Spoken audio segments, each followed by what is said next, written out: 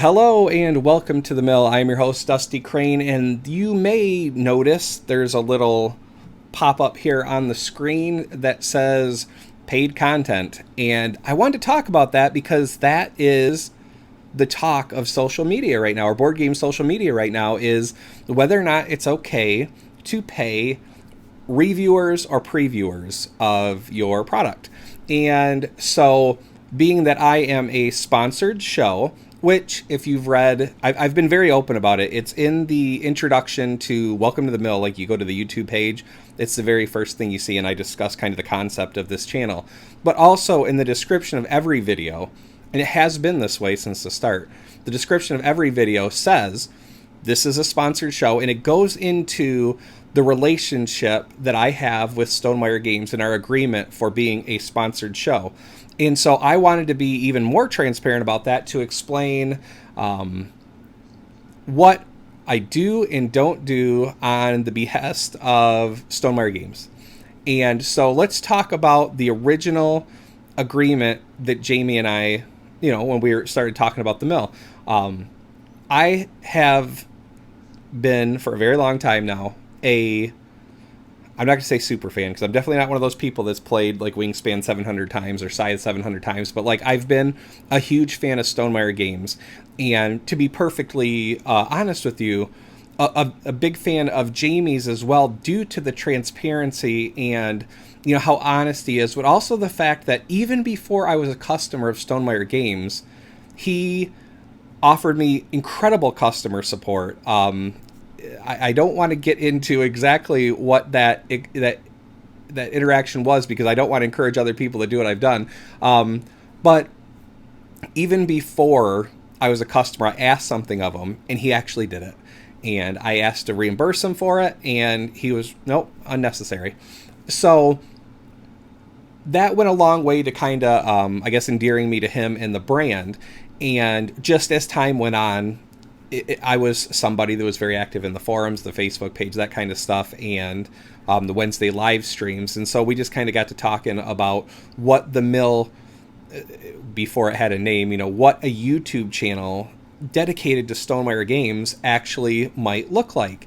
And so, we talked about it a little bit, and here was the thing, and I mention it in the description every single time, the show notes.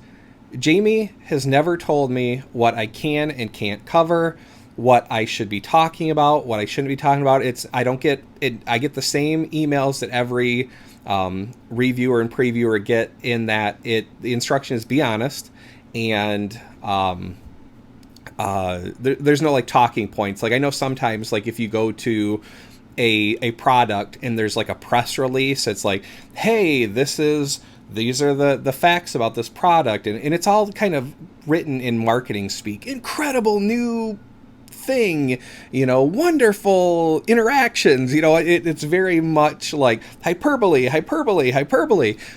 So it's been nothing like that. I could, but I haven't had the need to yet. Like, I could like trash certain things if I wanted to, but that's not who I am, and that's not, I don't enjoy doing it. It serves no purpose. Now, I said that, it makes it sound like I have an axe to grind with a Stonemaier game, and I don't. But I was just saying, like, there's also been that talk around tabletop games too, right? That some people really want negativity in their reviews, or if there's not enough negativity, they feel like maybe it's not honest.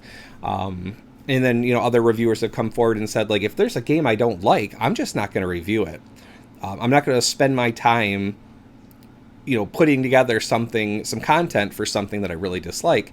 And so, like, I feel like, even though I don't do reviews or previews, or I guess I do previews, because I show you guys stuff before it's available to, the general public. But otherwise, like, I don't tell you this thing is good or whatever, unless it's my opinion.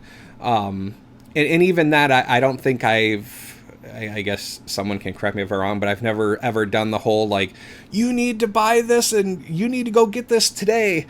Even though there's certainly some games some Stonemaier games in my collection that I feel that way about, that I'm like, this should be in everyone's collection. But again, I wanted to talk about the fact that this is a sponsored show and what that means. So, as I mentioned, Jamie doesn't tell me what to talk about, what not to talk about. There's no, the only times he's ever offered his opinion on the channel at all is when I've asked him for it. And, the things in terms of like what I've asked for were, okay, so here's a perfect example of really probably the closest I've come to maybe compromising something I've produced. And I think it also speaks well to Jamie. So let's talk about a video that I made, I think when Tapestry first came out, and I was doing the unboxing. And as I was, and when I do the unboxing, like it's still in shrink, so I have no idea what's in the box. And so I take the shrink off of Tapestry and take the lid off, and one of the sealed decks of cards had slid all over the instructions, and it seems like maybe it got over top of it and underneath it, because one of a couple of the papers that were in there, I don't think it was the rule book, I think it was like the solo mode, it got wrinkled up pretty badly. Like it was obviously still with, usable, I could read everything, like it was just, there were some hard creases in there that you're not going to get out. Like this, I guess in like trading card parlance, like there was nothing, mint about it. So, I did that video and I put it together. I edited it. I posted it online, and it seemed like there were several comments, like right off the bat, that people were like, oh man, look at this thing was trashed in shipping, and like this thing wasn't secured, and maybe I should wait till the next the next print run. And I felt really bad because and I don't know why, but I felt really bad because like it instead of focusing on the stuff that I thought was really cool about Tapestry, it seemed like the focus then became, hey, look how these cards like slid around and wrecked some of the documentation, and maybe I should wait. And I felt guilty for a minute, and I actually reached out to Jamie and said, I'm hearing, instead of people talking about like the unboxing, like some conversation about things getting destroyed, would you prefer if I guess offered some kind of disclaimer or like cut that part of the video out entirely? And to his credit, Jamie said, absolutely not. That was your unboxing experience. That is why, that is part of what I wanted the mill to be, is I wanted that, whatever that unboxing experience is, like, because he never told me to make unboxing videos, but like that's something I decided to do. But whatever I made, he wanted it to be honest. So he said, no, keep it up there. Thank you for letting me know about the damage, because maybe he hadn't seen the video. Thank you for letting me know about it.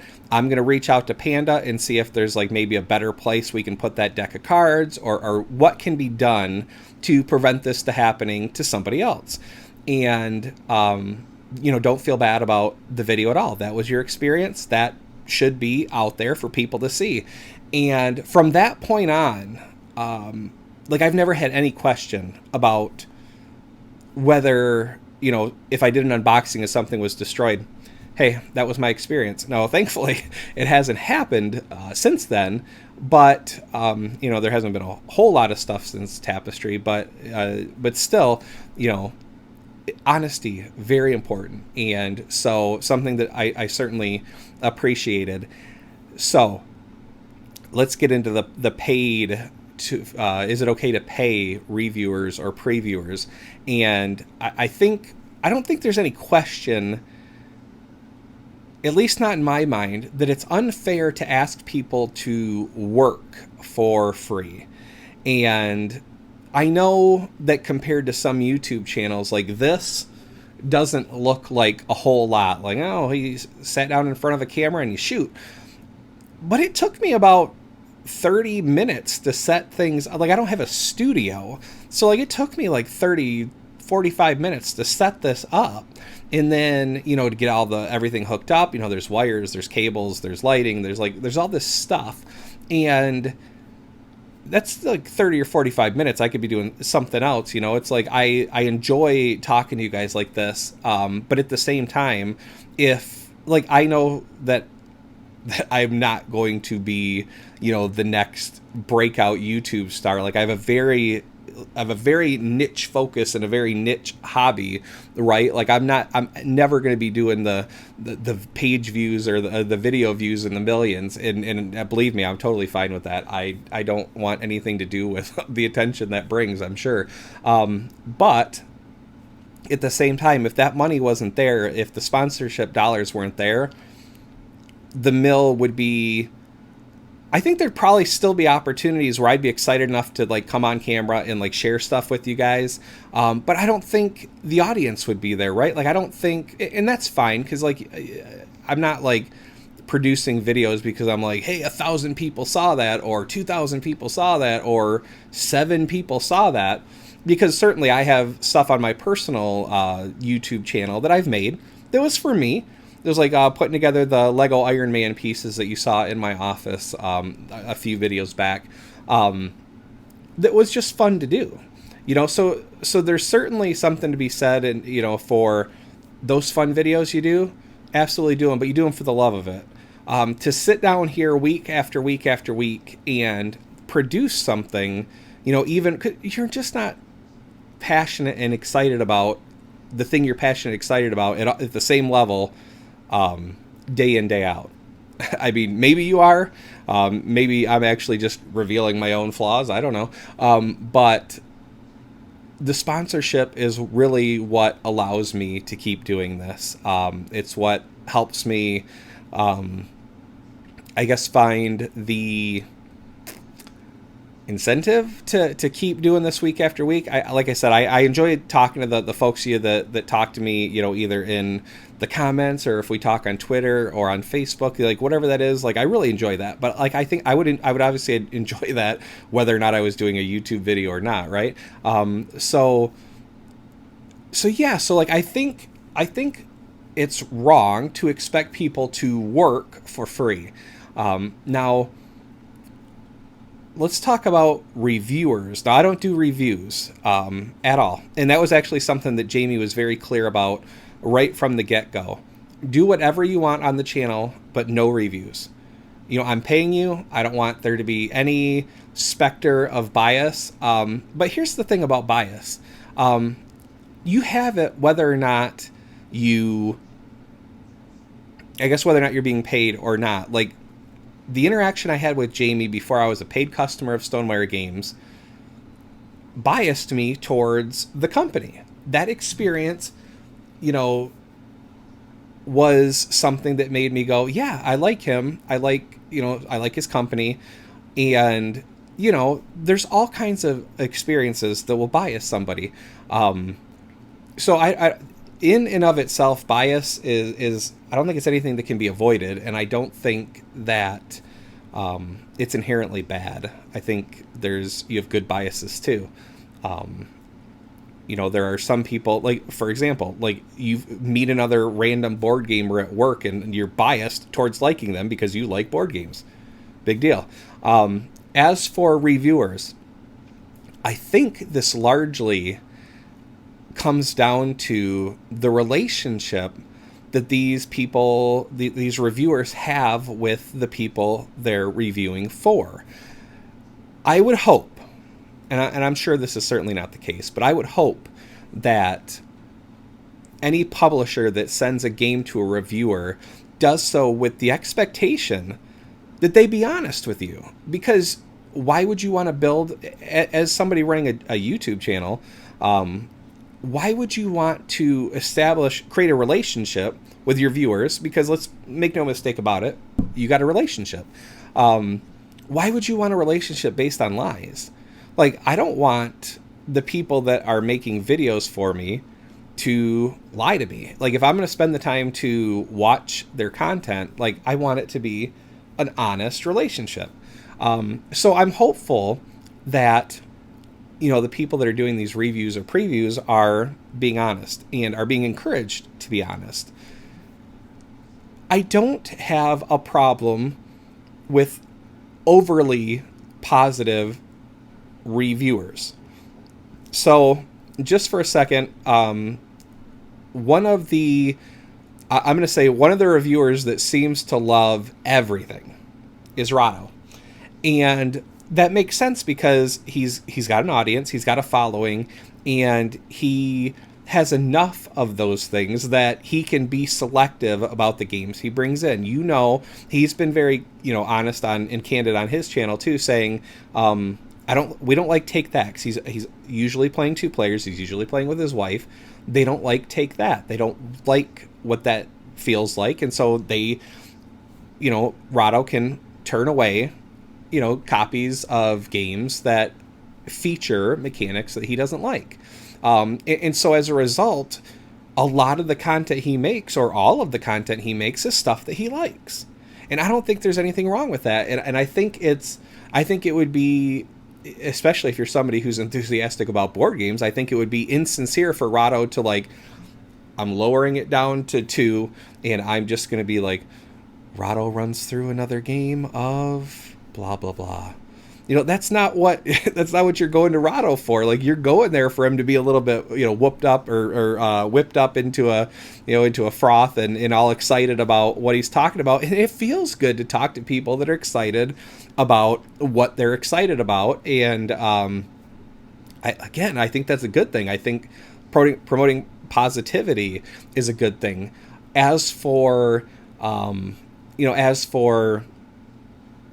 paying somebody, so like I think it would be absolutely wrong for a game company that this game is highly Take That, and they're like, hey Rado, we want you to do this video, we'll pay you $500, but it needs to be in the same tone as your other videos, and we don't need you dragging it. Don't do it. It would be wrong for Rado to take that money, but at the same time, I think it would be wrong for somebody to send Rado a game and expect him to put all of his time into a review, and just for, I guess, whatever money the views generate. Like, I think you should pay people for their content, but I also think that you should pay people with the full expectation that they be honest. I think that's a great thing that Jamie did in approaching me. And if you didn't know, and you've made it this long into this video, if you didn't know, when Jamie sends out requests to previewers or to reviewers, everyone who he sends those notices to, he says he doesn't watch reviews of his games. Like, he watches reviews of other games, but he doesn't watch reviews of his games, because he acknowledges the fact that he's human.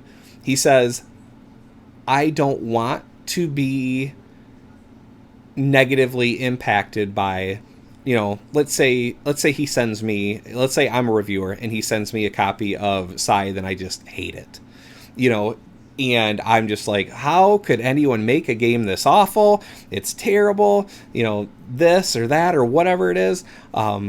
What kind of idiot thought this was even a good thing? Of course, as the person who made the thing, you're going to be super defensive, and it's going to be very hard to look past it when you see that person again. Like, I don't want to send him a copy of, Viticulture. I mean, look at what he trashed Scythe, It's like, I think that's a natural human reaction, and so for that reason, Jamie doesn't watch reviews, and I don't know if he's encouraged the rest of Stonemaier Games, Alex, and whether he's indicated to Joe that he shouldn't watch any reviews.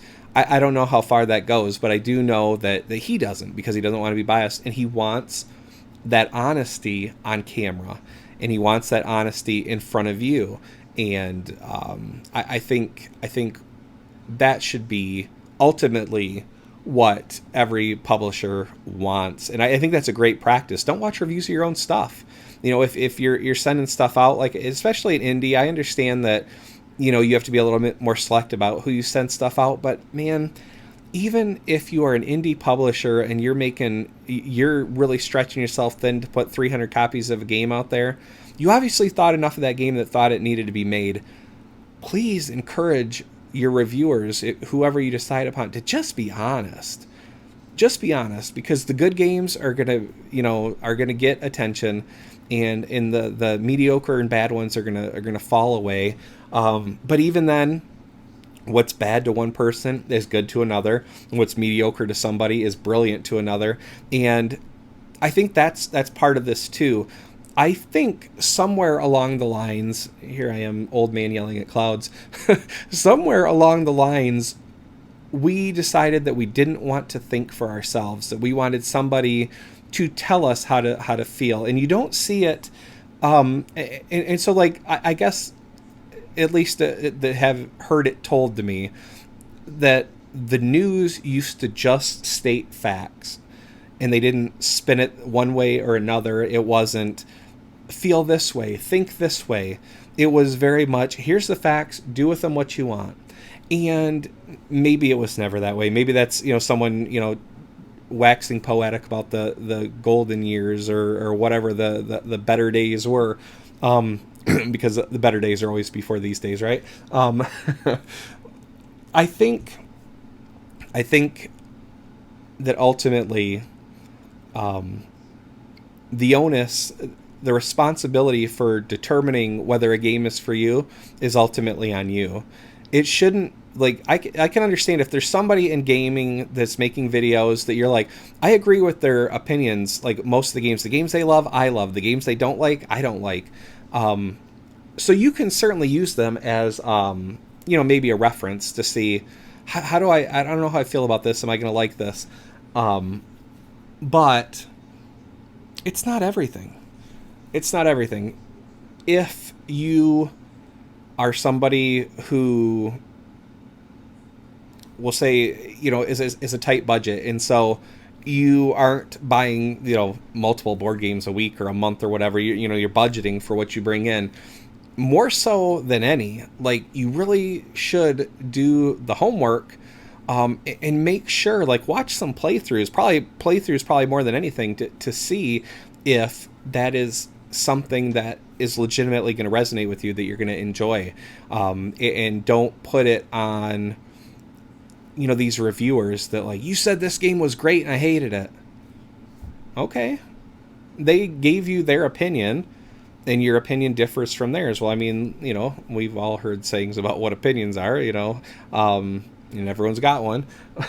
But yeah, so, like, I guess I don't in particular understand the really heavy-handed disagreement with paying people for their work.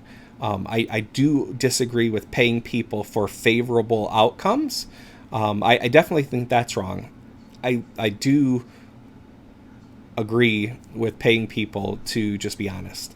If the put in the work to produce the content, then pay them for it.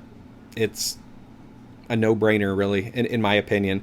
I do understand, again, the whole, like, well, if this person pays you, you're going to be biased. Are you somebody who is prone to that? I mean, do you know that about yourself? Again, like I said, I don't think bias. I'm going to start talking in circles here. Bias is just a natural thing, but hopefully you care more about your integrity and being honest than you do about, that game. I think it's easier to just not talk about stuff. Now, in my case, I talk about Stonemaier games. If I don't like a Stonemaier game, I got to do some content for it because, it was sent to me. I got to at least show you an unboxing. I don't have to do anything else about it. I can just go ahead and, summarize Jamie's Wednesday videos or the blog posts or the videos that he puts out there. I could do that. And sometimes I do that because, that's what I've had time to do. But I guess more than anything, I just wanted to explain why you're going to start seeing the paid content notice, and why, why I guess I think we should encourage people to pay for, other people's time, because even though, it's fun, to see a little audience grow up around your channel, ultimately it's a lot of work. I mean, it's a lot of work. Like, go talk to anybody who's making, videos, and they're actually putting some effort into, filming and editing, and talk to them about, the preparations, especially, somebody who's doing just like, beautiful videography work, like somebody who's putting together videos that look sharp, like Tim, and I'll link to his stuff and stuff that, people that are putting together videos that look like Sam's over at Lord of the Board. People that are putting together just almost art, really. That doesn't just happen. It's a lot of work. It's a lot of effort, and they deserve, any funding that is sent their way, provided that they're being honest with you. Hopefully the companies that they're working with don't have thin skin, and they're able to take a little bit of criticism when it's warranted. But also, if they legitimately enjoy what they're presenting, then, man, revel in it. Enjoy, be excited too. Have some fun too. I think that's something worth doing. And I'm just going to go ahead and say, in the comments this week, if you have any questions on the sponsorship, or how things happened, or what I'm paid for, or how things usually work, like whatever you have question wise, feel free to toss them out there. I'll be honest with you. I have been honest with you. In like I mentioned, I think the one time I waffled, and Jamie stood me right up and said, hey, this is what I expect of you. Be honest, put it out there. And, I did, and I have continued to do so. And so I'm a sponsored show, and I'm proud of it. I'm proud of the channel. I'm proud of the stuff that we've put together. I'm proud of the company that is sponsoring me, and the responsibility, in my opinion, that they're showing in the leadership that they're showing in some of their initiatives, their BIPOC initiative, the Geek Way to the West sponsorship, and trying to get more diversity in the people we see around the table. All things that I agree with, and I am proud of. And that I really didn't think I had this much time worth of stuff to talk about, but it turns out pretty passionate about it, I guess. So that's good. Let's see, here's some news. I guess I should throw in some Stonemaier news here before I call it a video. Wingspan is officially available on iOS and iPadOS. That was finally released. I think it's a $10 app. A little bit on the pricey side, but it is every bit the app, or the Steam version on your PC or your Nintendo Switch or wherever you have it, your Xbox. Every bit, it's the same thing. So I can understand that price tag, and I paid it, and it's worth it. I probably could have reached out for a key, but nah, I'm gonna pay the developers. They put together something great, and I want to see the European expansion ported. I want to see the Oceania expansion ported. So I'm gonna send the money that way. And there is also a Between Two Cities app that was mentioned in a digital app newsletter that went out. There's a little variety of areas, like you can indicate interest in Stonemaier stuff, and so they sent a digital newsletter that just kind of gave the latest on their apps and stuff like that, and what's available, and noticed Between Two Cities listed there. Take a look at the App Store listing and see if I do think what you see in the App Store listing is very accurate as to what that app looks like. So if that's for you, take a look and pick that up. I do think it's probably better if you have at least one or two other people that will play with you online. The AI, I haven't had a chance to goof around with yet too much, but maybe I'll get around to it. I think the tutorial needs a little bit of work, but if you know how to play the game, then you're good to go. That is all I have for you this week. A whole long video, but important stuff, I think. If you hung around for the entire thing, thank you so much. And if you didn't, well, I get it. That's all I have for you. Until next time, take care of yourselves and each other. Thanks for watching. Bye.